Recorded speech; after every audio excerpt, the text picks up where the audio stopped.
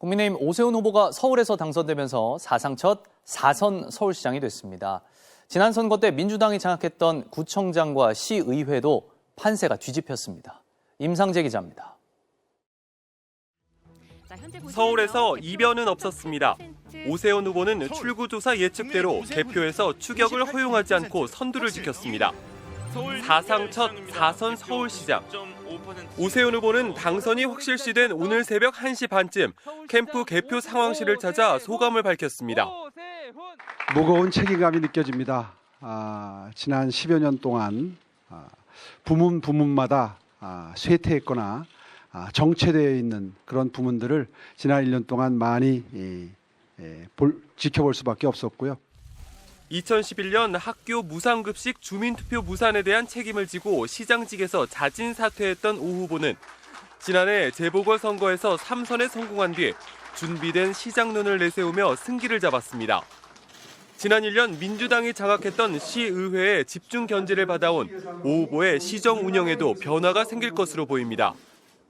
국민의힘은 서울시의회 의원 중 3분의 2 정도를 차지하면서 오 후보가 공약했던 재개발, 재건축 사업 기간 단축과 취약계층을 위한 안심소득 등 정책 추진에 탄력이 붙을 전망입니다. 4년 전 민주당이 서초구를 제외한 24곳에서 승리했던 구청장 판세도 뒤집혔습니다. 서초와 강남, 송파 등 강남 4구와 민주당 텃밭으로 불리던 도봉 등 17곳에서 국민의힘이 승리를 거뒀습니다. 민주당은 8곳에서 승리했습니다. 격전지로 분류됐던 인천은 국민의힘 유정복 후보가 개표 내내 앞서가면서 승리를 확정했습니다. MBC 뉴스 임상재입니다. 지금은 서울에 아파트를 지으려면 35층까지만 지을 수 있는데 오세훈 시장이 이 규제를 해제하겠다고 발표했습니다. 지난 2013년 고 박원순 전 서울시장이 아파트 재건축을 억제하려고 내놓은 정책을 뒤집으면서 다시 초고층 재건축이 가능해진 건데 재건축이 활성화된다는 기대감과 난개발에 대한 우려가 동시에 나옵니다. 손구민 기자가 취재했습니다. 지난 2009년 재건축 허가를 받은 서울 용산의 한 아파트. 56층 높이로 주변 다른 아파트들과 달리 홀로 높게 치솟아 있습니다. 당시 오세훈 시장이 한강변 최초로 50층 넘는 아파트를 허가했습니다. 역시 재건축한 잠실의 아파트 단지. 한강변을 따라 높이가 똑같은 아파트들이 늘어서 있습니다. 지난 2013년 고 박원순 전 서울시장이 한강 아파트는 최고 35층까지만 짓도록 규제하면서 35층에 맞춰 지어졌습니다. 다시 시장직에 오른 오세훈 시장이 이 35층 규제를 8년 만에 풀겠다고 발표했습니다. 새로운 도시공간 창출도 필요합니다. 오랜 기간 정비 사업이 제때 추진되지 못하면서 재건축 아파트를 심의할 때마다 층수를 정해 건물들이 하늘과 맞닿은 도시의 외관, 스카이라인을 개선하겠다는 계획입니다. 이미 과밀화된 서울 도심이 난개발될 수 있다는 우려도 나옵니다. 지금도 서울이 굉장히 고밀이거든요. 완화가 되면 훨씬 더 고밀이 되니까 기반시설 부족해지고 부동산 가격이 출렁일 거란 우려에 대해서 서울시는 층수가 높아져도 용적률은 그대로라 아파트 값이 오를 이유가 없다고 밝혔습니다.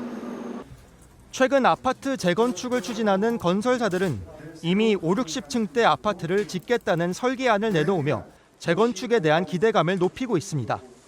MBC 뉴스 손구민입니다. 6일 지방선거 후보 등록이 오늘 마감된 가운데 최대 격전지 수도권은 역시 부동산 문제가 선거 쟁점으로 떠오르고 있습니다. 여야 할 것 없이 앞다퉈 재개발, 재건축 등 규제 완화를 공약하고 나섰습니다. 임현주 기자가 보도합니다.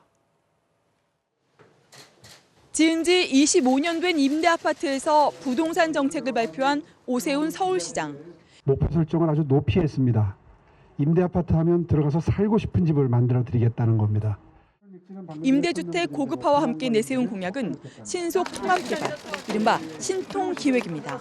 핵심은 10년 걸리던 재개발을 5년으로 단축시키겠다는 겁니다. 김은혜 경기지사 후보도 중앙정부와 공조해 분당, 일산 1기 신도시의 재건축 소요기간을 절반으로 단축시키겠다고 강조했습니다. 경기도민들의 1기 신도시는 선택이 아니라 생존의 문제입니다. 재건축 문제는요. 그렇기 때문에 제가 국정과제에 반영하기 위해서 정부를 설득을 했고 부동산 민심을 뼈아픈 선거 패인으로 꼽는 민주당도 규제 완화를 전면에 내걸었습니다. 4년간 41만 호 공급을 약속한 송영길 서울시장 후보는 임대차 3법 개정과 종부세 폐지에 재건축 용적률은 500%까지 올리겠다고 했습니다. 저는 세제 완화, 공급 확대, 금융 지원인데 오세훈 시장과 세제 완화는 민주당이 법을 바꿔야 가능하니까 제가 더 실효성이 있고요. 지도부까지 총출동해 분당 아파트 단지에서 현장 회의를 연 김동연 캠프 역시 특별법을 통한 재건축 촉진을 약속했습니다. 특별법 제정해서 처리하겠습니다. 국회에서 다수당을 차지하고 있는 우리 민주당에서 강력하게 추진해서 규제 완화를 위해선 무엇보다 중앙정부와의 정책 공조가 중요하다는 국민의힘에 민주당은 결국 법을 바꾸는 건 다수당이라며 맞선 가운데 수도권 부동산 민심이 어느 쪽으로 기울지 주목됩니다. MBC 뉴스 임현주입니다.